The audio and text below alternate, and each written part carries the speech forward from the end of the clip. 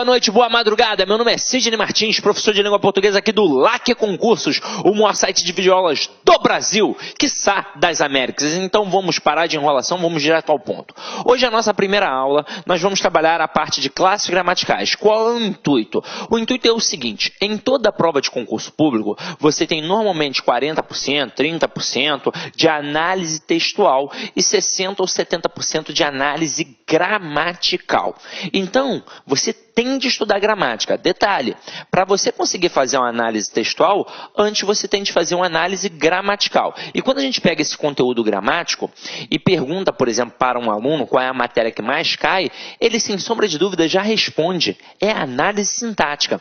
Só que o avaliador, espertamente, sabe que você aprendeu de forma equivocada na escola. Então, ele vai colocar um termo com preposição, por exemplo, e vai pedir a função sintática, porque ele sabe que você vai responder objeto indireto.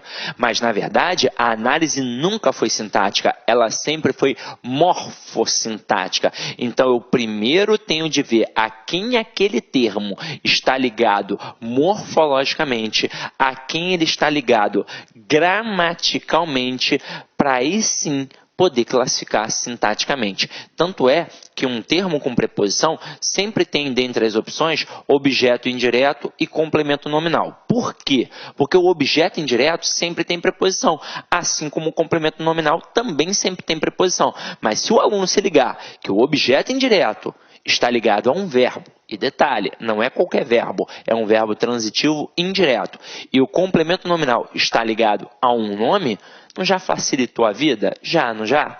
Então é o seguinte, hoje a gente vai procurar trabalhar uma base. É claro que eu vou mencionar alguns assuntos, alguns conteúdos, que aí você vai ficar assim, caramba, Sidney, e aí? Você não vai falar sobre isso de forma mais aprofundada? Não, porque ainda não chegou o momento. Você vai aprender quando chegar o momento.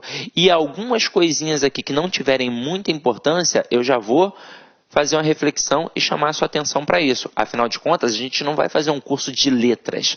Não é um curso acadêmico. A gente está fazendo um curso de língua portuguesa para provas de concursos públicos. Então, a gente vai direto ao ponto, para fazer você não perder tempo. Então você vai falar assim, caraca, Sidney, mas tem 2 horas a aula. É importante, meu irmão, tem 2 horas mesmo, porque língua portuguesa, o conteúdo é vasto, é enorme, beleza? Então vamos parar de enrolação, vamos direto ao ponto. Então olha só, galera, a primeira coisa que a gente vai trabalhar aqui são as modalidades da gramática, para você entender como a gramática funciona como um todo, para você saber exatamente aquilo que você está estudando, beleza? Então vem aqui comigo, ó.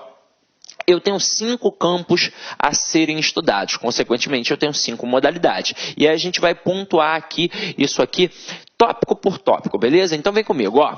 Primeira coisa, quando eu falo em som na língua portuguesa, qual é a primeira palavrinha que vem à mente de vocês? Sem sombra de dúvidas, muita gente deve ter pensado agora, música, né, Sidney? Não, quando eu falo em som, a primeira palavrinha que vem é fonema. O que é um fonema? É a representação sonora de uma letra. Então tem a letra ali, a representação gráfica. O som que ela propicia é o fonema. E para estudar isso daqui, nós temos a fonética. Portanto, a fonética é a modalidade da língua portuguesa responsável por estudar o campo do som. Agora, como isso cai em prova? Em 2 pegadas. Uma, basicamente, cai direto, a acentuação gráfica, que a gente estuda numa outra aula, de forma bem direcionada. Agora, ele também pode te cobrar colocando uma palavra e perguntar o número de letras e fonemas, respectivamente, que tem naquela palavra. Normalmente, ele não coloca uma palavra que tenha o mesmo número de letras e fonemas. Por exemplo, a palavra árvore, ela tem 6 letras e 6 fonemas, porque cada letra ali tem apenas o mesmo som. Então, mesmo número de letras e fonemas, respectivamente. Agora, ele gosta de colocar palavras como carro e táxi. E aí você vai perceber que o número de letras e fonemas são diferentes. É importante, primeiro de tudo, já ter atenção, contar, fazer a contabilidade de forma correta. A palavra carro, ela tem 5 letras, ó, só contar 1, 2, 3, 4, 5. Por incrível que pareça, só de fazer isso, você já elimina algumas alternativas, porque o avaliador ele testa a tua atenção, ele coloca lá 6 letras, 4 letras, só ao fazer isso você já eliminou. Agora, número de fonemas, vamos ver, eu falo carorô, Não, eu falo carro. Então, esses dois R's aqui possuem o som de um R forte. Quando isso acontece na língua portuguesa, a gente chama esse processo de dígrafo. Ou seja, quando eu tenho dois elementos, duas letras, com apenas um som. Então, eu chamo de dígrafo. Então, aqui eu tenho 5 letras e 4 fonemas, porque eu tenho 4 sons. Agora, a palavra táxi. Eu tenho 4 letras, é só contar. Mas será que eu tenho 4 fonemas? Não, eu não falo táxi, eu falo táxi. Então, o X aqui tem som de KS. Ou seja, uma letra tem 2 sons. Quando uma letra tem 2 sons, eu chamo de dífono. Olha que parada interessante. O dígrafo, 2 letras, 1 som. O dífono, uma letra, 2 sons. Então aqui, ó, eu tenho 5 fonemas. Agora, sejamos sinceros, isso é super tranquilo, não é? É só prestar atenção. Agora, para poder dificultar um pouco mais no assunto da fonética, o camarada vai cobrar acentuação gráfica. Mas aí a gente trabalha isso numa aula específica, de forma bem tranquila, direcionando para você não dar mole, beleza? Agora, vamos continuar a nossa pegada aqui. Agora a gente vai para um cara sinistro, ó. A gente vai para forma. Se ao falar em som eu pensei em fonema, ao falar de forma eu penso em morfema.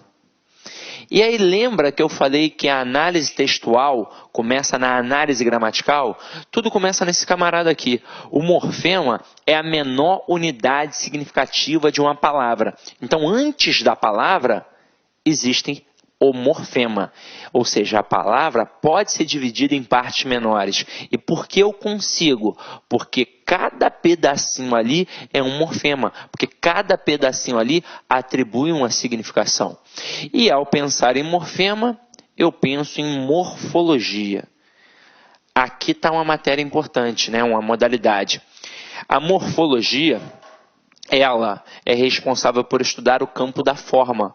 E eu falo aqui agora, então, estrutura e formação das palavras e propriamente nas classes gramaticais. Se a matéria que mais cai na prova é análise sintática, eu preciso ver a quem um camarada está ligado gramaticalmente para aí sim poder classificar.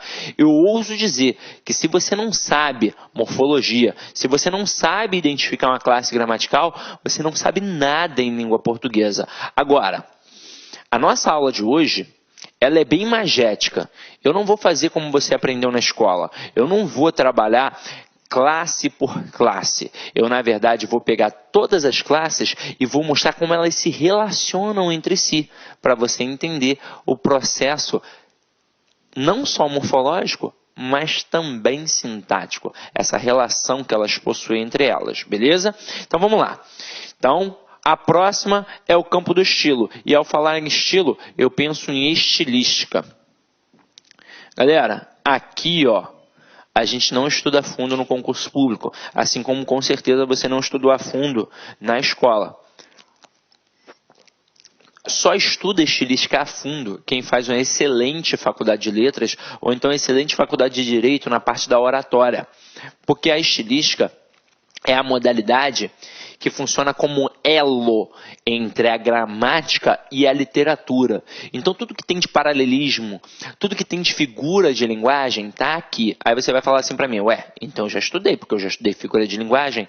Em provas caem no máximo umas 10. Tem mais de 300 figuras de linguagem. Então, com certeza você não estudou tudo. Ah, Sidney, mas e aí, como é que fica?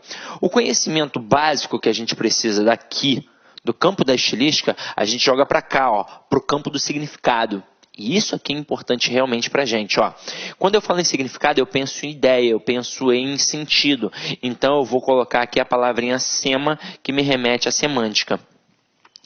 Como assim, Sidney, sema? Sema significa ideia. Só para citar como exemplo, a palavra semáforo, né, o famoso sinal de trânsito, sema é ideia e foro é levar, ou seja, significa levar uma ideia. Mas como assim? Que ideia? Ora, se está verde eu sigo, se está amarelo eu tenho atenção, se está vermelho eu paro. Olá, meus amigos! Gostou dessa videoaula? Aliás, você quer continuar assistindo essa videoaula? Você quer fazer o curso completaço da Polícia Judiciária Civil do Estado de Goiás para os cargos de agente e escrivão de polícia? Então acesse nosso site laconcurso.com.br, que você pode ter absoluta certeza, é o melhor custo-benefício da internet. O nosso curso completaço, super atualizado e competitivo, por apenas 10 mensalidades de R$ 25. Detalhe, meus amigos, você tem 100 dias de acesso. Durante esse período, você pode assistir quantas vezes quiser e na hora que desejar. Pode pesquisar, pode procurar aí, pode procurar quem quer lá concurso, no mundo do concurso, no Brasil todo, que você vai ter uma boa referência. Tá certo, meus amigos?